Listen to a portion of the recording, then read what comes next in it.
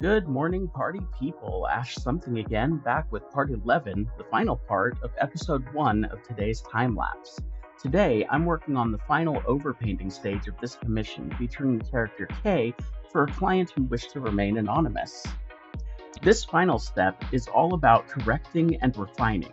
The first thing I did was jump in to add details like shadows and highlights to the parts of the face that I had forgotten to add them to. And then to correct the anatomy on the face and make sure everything was where it was supposed to be. The key points here were the lips and teeth, which I had up to this point basically left blank. But I really wanted to give them a bit of life, so I added in some nice shadows to the inside of the mouth, highlights to the front of her teeth, and then made the detail on her lower lip pop. After this, I needed to move the nose up a bit and to correct the left side eye, which was a bit too close to the nose compared to the other eye. Most people like to use the liquify tool for this step, but I like the free transform method as it allows me to be a bit more precise with the areas I'm editing. After this, I dive into adding final touches, like a rim light, which in this image is the implied backlight from the sun that hits the edge of the figure due to it being somewhere behind her and blocked from view.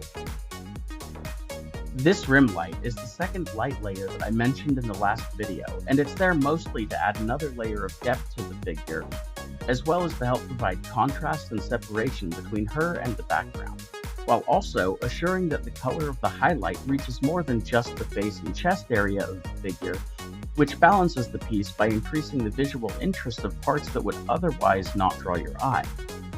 The last step is to jump in and, where the shadows meet the highlights on the figure's skin, add a bit of red to show what's referred to as subsurface scattering, which is where the light enters the skin and reflects back the color of the blood to the surface, causing a red tone right in between the lights and shadows in an area called the Terminator line.